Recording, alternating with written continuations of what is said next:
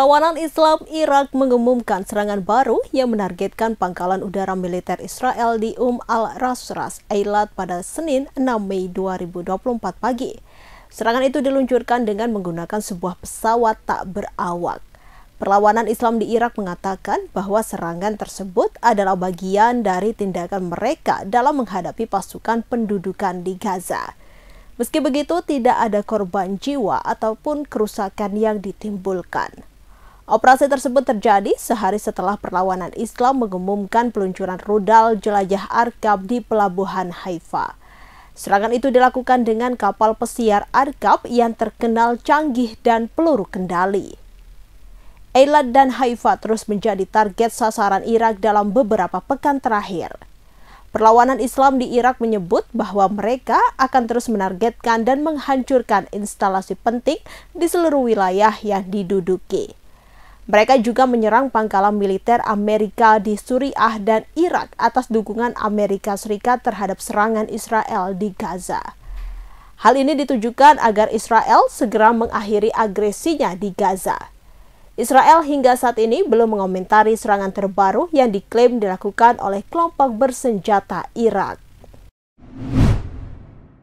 Seorang suami tega membunuh istrinya sendiri dengan menusuk istrinya pakai sikat gigi hingga korban tewas. Peristiwa itu menimpa korban berinisial RF, 18 tahun yang ditemukan tewas di dalam kamar rumahnya Minggu 5 Mei 2024 di perumahan suku Duane, Payak Togo, Kecamatan Kundur, Karimun, Kepulauan Riau.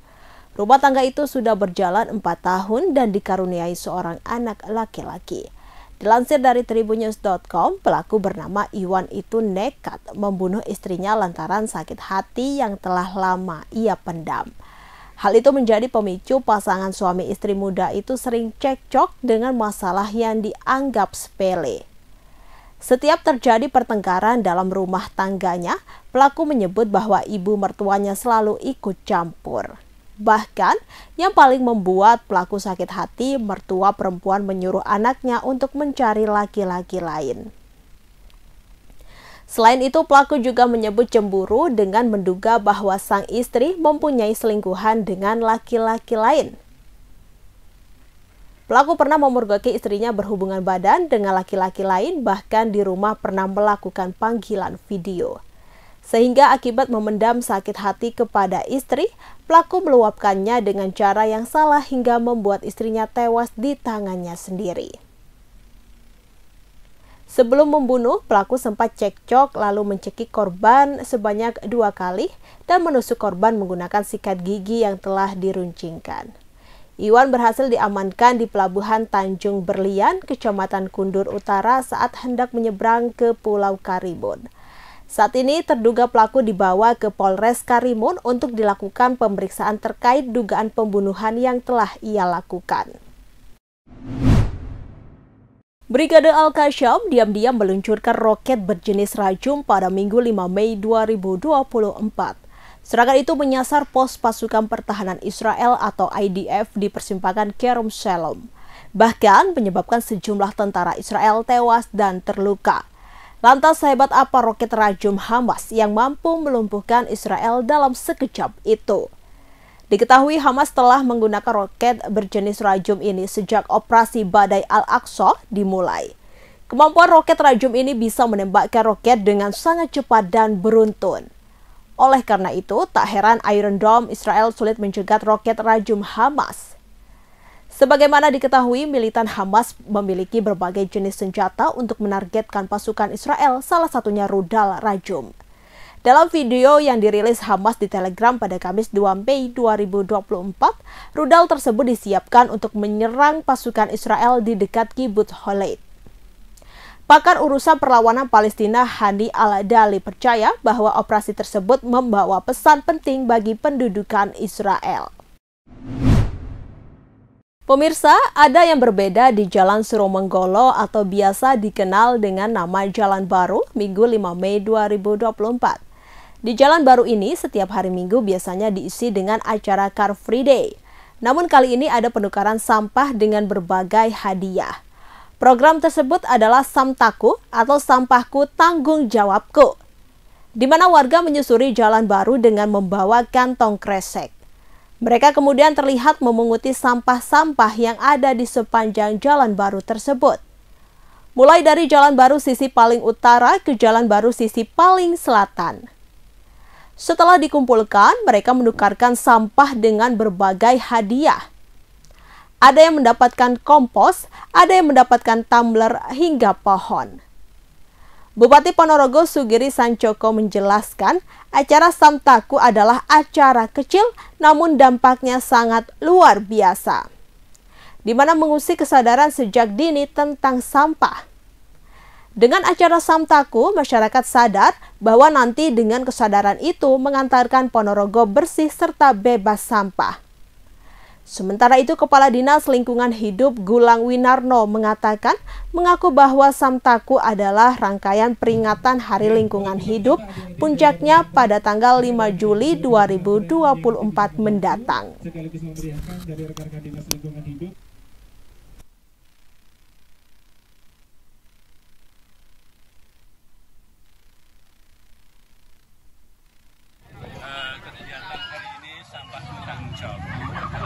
Sebuah rangkaian Hari Lingkungan Hidup tahun 2024 yang puncak acaranya tanggal 5 Juni, dan ini nanti dilanjutkan untuk penanaman pohon tanggal 8 Mei ini di Desa Wates, penanaman pohon.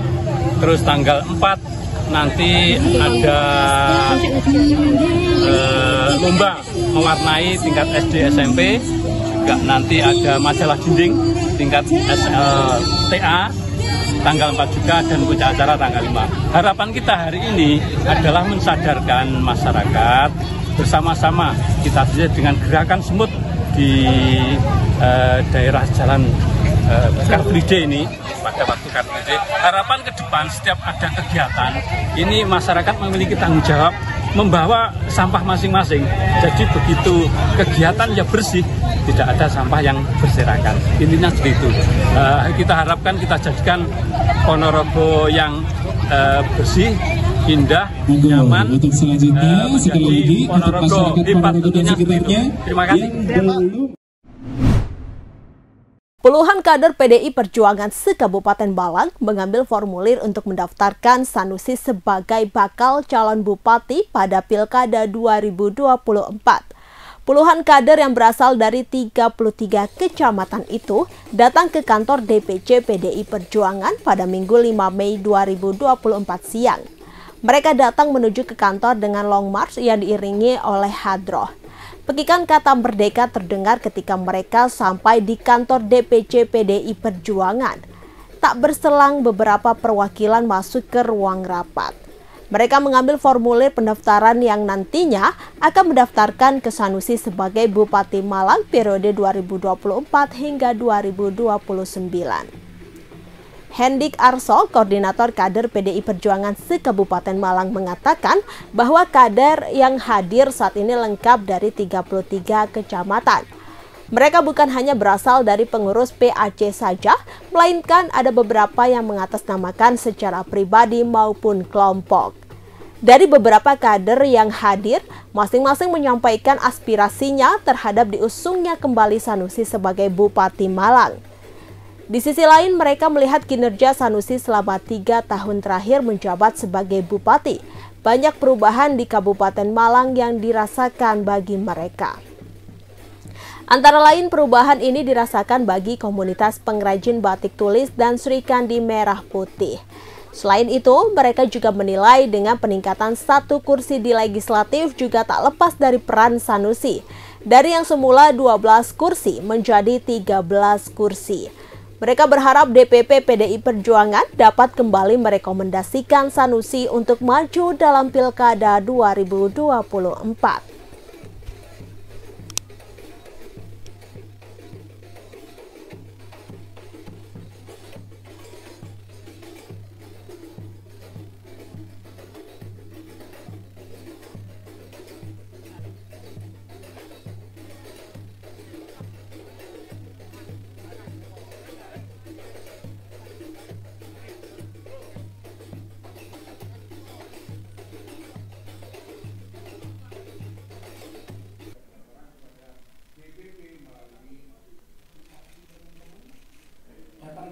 adalah ini memohon atau meminta formulir pendaftaran sebagai calon Bupati Malang.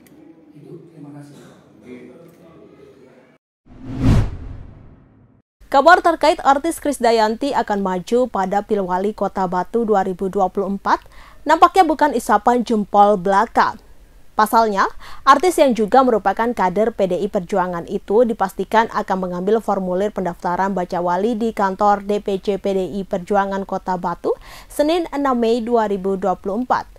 Hal ini disampaikan oleh Ketua Tim 9 Penjaringan Calon Wali Kota PDI Perjuangan Kota Batu Simon Purwoali. Informasi yang diperoleh dari Instagram pribadi KD, ibu dari Aurel Hermansyah itu tak dapat mengambil formulir pendaftaran baca wali Kota Batu di kantor PDI Perjuangan Kota Batu karena kini tengah berada di Amerika Serikat untuk mengikuti kunjungan kerja yang dilakukan Komisi 9 DPR Republik Indonesia. Seperti diketahui, Krisdayanti sebelumnya gagal lolos DPR Republik Indonesia pemilu 2024 lalu. Krisdayanti terdaftar sebagai caleg PDIP dari Dapil Jatim 5 Malang Raya. Namun gagal padahal pada Pileg 2019 lalu ia meraih suara tertinggi di Dapil Jatim 5.